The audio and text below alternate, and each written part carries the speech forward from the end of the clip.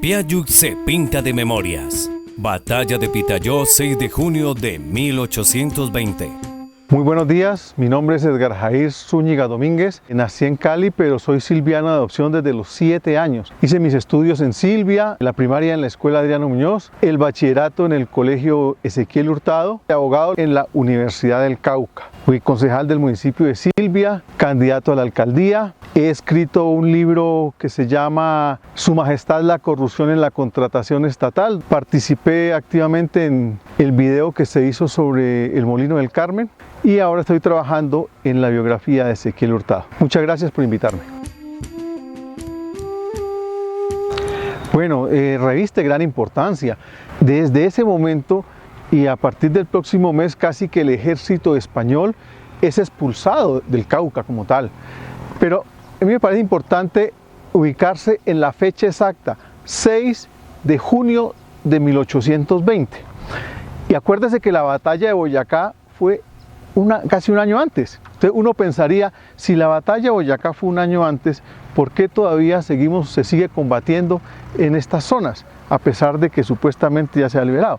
Y es lo siguiente, el ejército español venía en retirada desde el centro de Colombia y el señor Calzada, Sebastián Calzada, que era el jefe español, había llegado en enero de 1820 a Popayán y ahí perpetró una masacre de magnas proporciones el 14 de enero de 1820 a las tropas patriotas de Antonio Obando.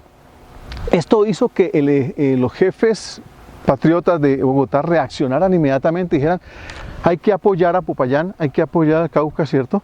Entonces envían unos contingentes bastante grandes al mando de Juan Valdés, ¿no? Juan Manuel Valdés. Él viene por Neiva, La Plata, Inzá, de Inzá va a tierra adentro, de tierra adentro, por el páramo de Moras y llega a Pitayó. Calzada, que estaba en Popayán, se dio cuenta de que él venía, dijo: voy a buscarlo y a acercarlo y a encontrarlo en un sitio donde lo pueda derrotar. Y el sitio que él escogió pensaba que era Pitayó. ¿Por qué? Porque ese ejército salía cansado del páramo. Obviamente un ejército de más de 1000 hombres atravesando un páramo sale muy cansado. Pero el error estuvo en ¿qué? En la información de inteligencia que tenía Sebastián Calzada. ¿Por qué?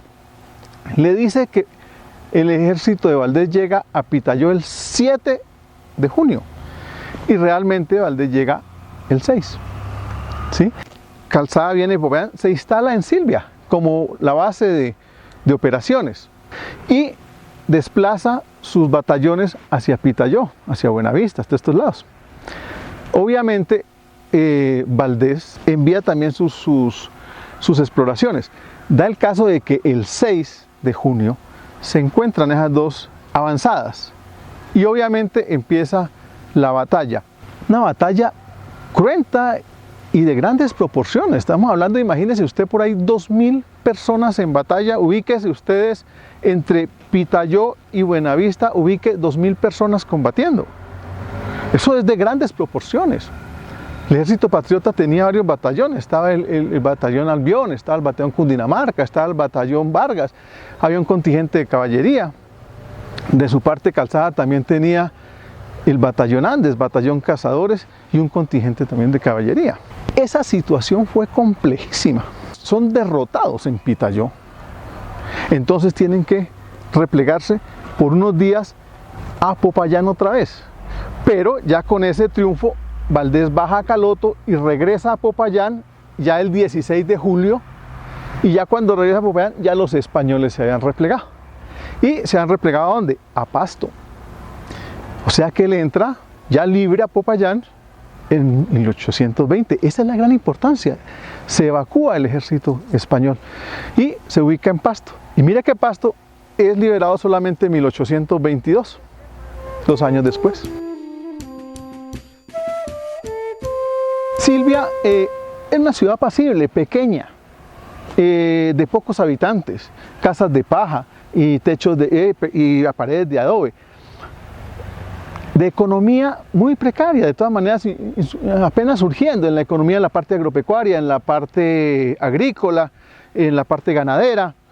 Entonces, estos pueblos, cuando pasaba un ejército por su territorio, bien sea español o patriota, era un caos, porque la pequeña economía la absorbían ellos, porque a esos 1.000, 2.000 personas que vienen en un ejército tienes que darles alimentos, tienes que colaborarles con medicinas, tienes que colaborarles con vestuario.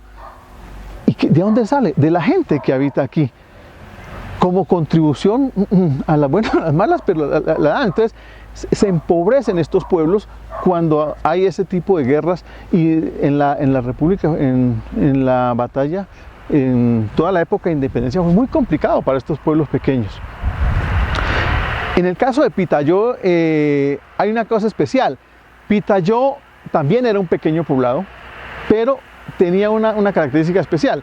Pitayó era como un eje, porque era el gran cacicazgo de los 5 pueblos.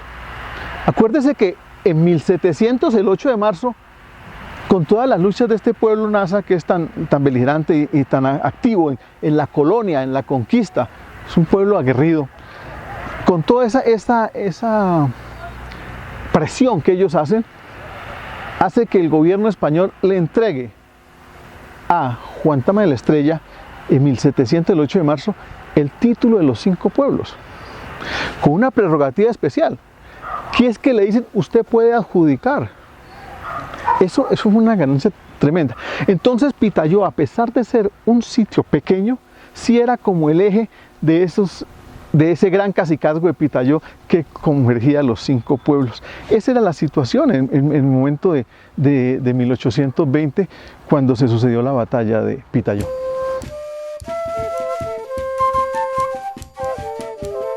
Este es un tema bien complejo. En la parte de intendencia, voy a hablar del ejército patriota. En la parte de intendencia era un ejército pobre, un ejército que no tenía recursos, porque los recursos con que los patriotas hicieron la guerra fue con empréstitos y con algunos aportes que daban algunos gente que ya les habían dado tierras, ¿sí? Las batallas eran cantidades y los recursos muy pocos. Entonces casi que aportaba a todo mundo. Si ya llegaban aquí, pues entonces si usted tenía 2 camisitas, tenía que aportar unita, porque no tenían un uniforme como conocemos en los ejércitos. Eran camisas de lino delgado, que incluso tenían que hacerlo valer en páramos y en tierra caliente. Eso generaba pues también que este ejército se enfermara y tuviera todos esos problemas de las inclemencias de esta geografía nuestra tan compleja. La intendencia era muy precaria, realmente era de pobreza. Los armamentos básicamente es fusilaje de un tiro y con bayoneta. Luchas cuerpo a cuerpo, son luchas tremendas, porque incluso en estas geografías tan empinadas a veces la artillería no era muy usual. Entonces son bayonetas, cuchillos, machetes. La munición, pues obviamente la munición para este tipo de armamentos tenían que cargar pólvora negra, que era la que hacía explotar la bala, pues para que saliera el disparo del fusil.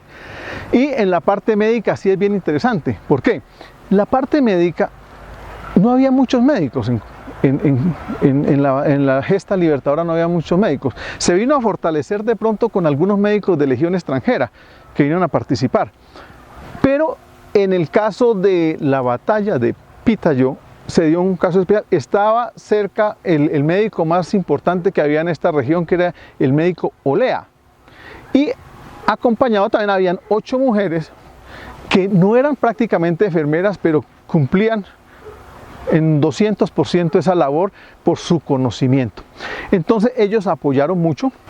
En el caso de este tema de la batalla, que se presentaron varios heridos, muchos heridos, el médico Olea reclamó, después de pasar la batalla, le reclamaba a los mandos superiores que cómo era posible que un ejército tan aguerrido, tan valiente, que participa en esas guerras, que las gana, y después para curarlos no tenía ni un bisturí.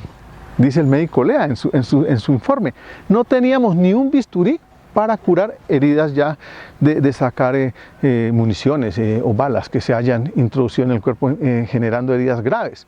Entonces, mire tan precario como era.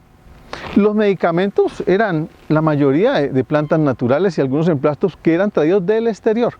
Entonces, traerlos del exterior también era un complique. De Buenaventura hasta acá, o a Bogotá, donde sea, era bien complicado. O sea, la parte médica era bien difícil.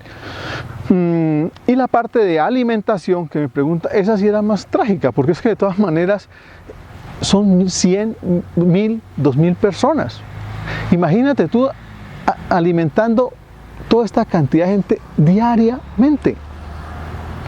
Eso implica que si llegas a una región, casi que tienes que tomar las vaquitas, los cabritos, los cerditos, casi que arrasas con lo que hay en cada población, a más de la fauna silvestre y la pesca, porque tienes que hacer lo que sea para alimentar, porque no había, pues, no estábamos en época de que podían transportar mucha comida, entonces la acogían de los sitios. Y la parte de alimentación fue una parte bien complicada para los ejércitos.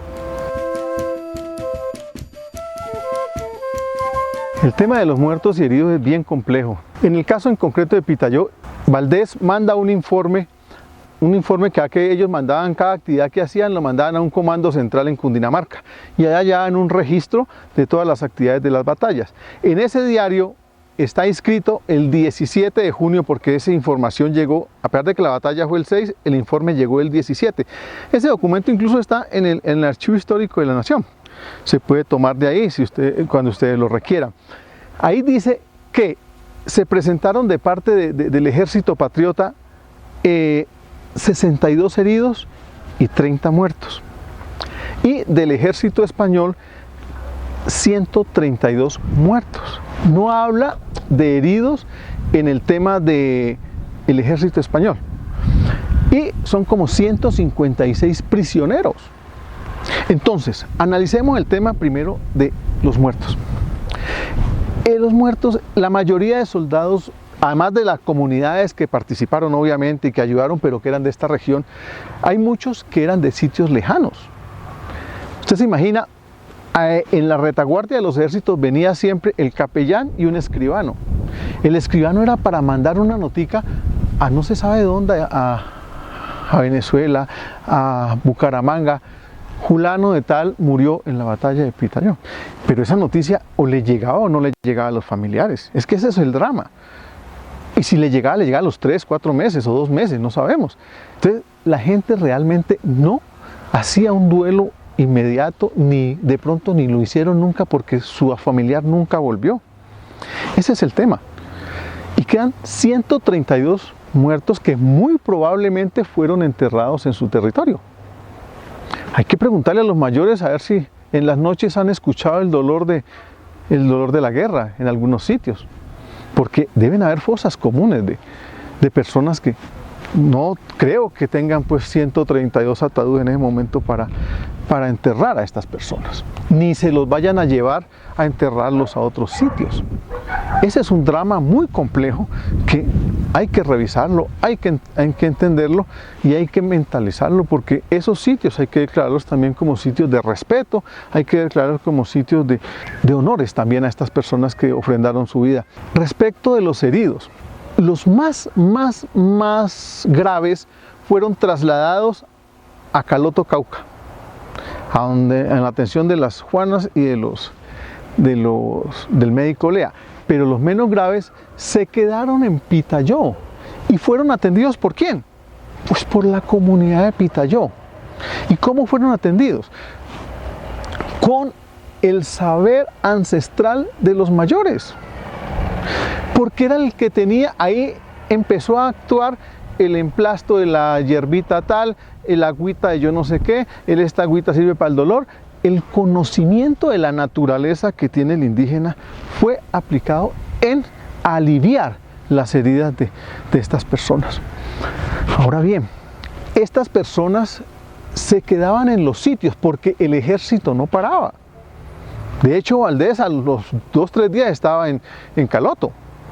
Entonces esos heridos quedaban en los sitios. Habría que preguntarse también cuántos de ellos se quedaron y formaron familias en nuestros territorios. No sabemos si de pronto hayan algunos descendientes pitagüeños aún de esas gestas.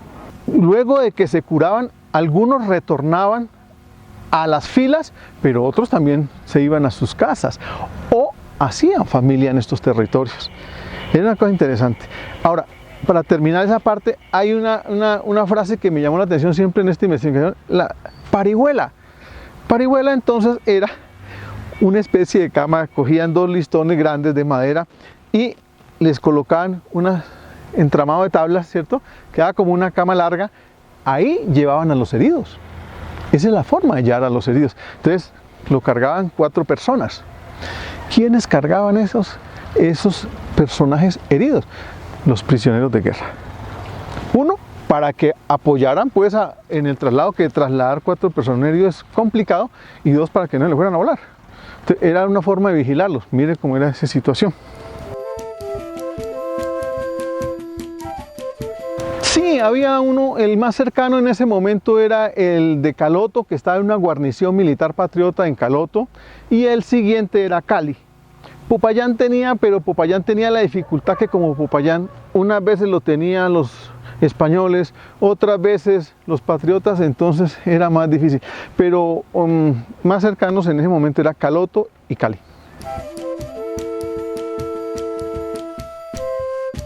Las mujeres desarrollaron una labor tan importante que aún hoy estamos en deuda del reconocimiento de la labor, el aporte, la entereza y la solidaridad de la mujer en la guerra libertaria. En este caso en concreto de la batalla de Pitayó, ellas tenían que ver con todo lo que era el cuidado de los enfermos. Cuando hablamos de cuidado estamos hablando de incluso vestuario, estamos hablando de alimentación, estamos hablando de proporcionarle las medicinas, estamos hablando de incluso darle apoyo moral, apoyo espiritual, apoyo humanitario, porque en la enfermedad se requiere todo este tipo de cosas. La mujer fue fundamental en todas esas labores y, como te digo, estamos en deuda hoy todavía de reconocerle todo su aporte. Los jóvenes tenían una doble actividad. Cuando estaban en el momento de guerra, participaban en la guerra directamente. Eran los que afrontaban todo el problema de la guerra, pero en campamento, o sea, ya digamos al otro día, el 7, para hablar de este caso en concreto, el 7 de junio, pues, estaban trayendo la leña, cortando la leña, trayendo el agua, porque es que el agua hay que traerla. Y usted tiene una cantidad de heridos, el elemento de higiene es fundamental, entonces tienen que estar en toda esa labor de hacer los trabajos, digamos, pesados. Y muchos de ellos pues aportaron sus vidas. El joven Nasa Guerrero aportó también mucho en toda esta gesta. No fue bien retribuido después con la historia, pero bueno.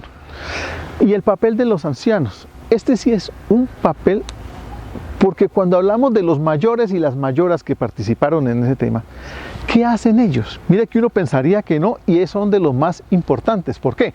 Porque tienen el conocimiento ancestral de su medicina tradicional, tienen el conocimiento de las plantas, tienen el conocimiento de la naturaleza, y entonces ellos saben curar con lo que tienen en su entorno. Entonces ellos aportaron ese conocimiento en apoyar a esos heridos y a las personas que quedaron de esos ejércitos en Pitayó. Esa es otra labor que tampoco hemos reconocido. Nosotros a veces no le ponemos cuidado al aporte tan importante que hicieron los mayores y las mayoras en esta gesta libertadora. Juan Manuel Valdés era un caraqueño, nació en Caracas en 1785. Se enfiló en los ejércitos libertarios en 1810 y tuvo una vida militar de 26 años, en los cuales participó en 18 batallas.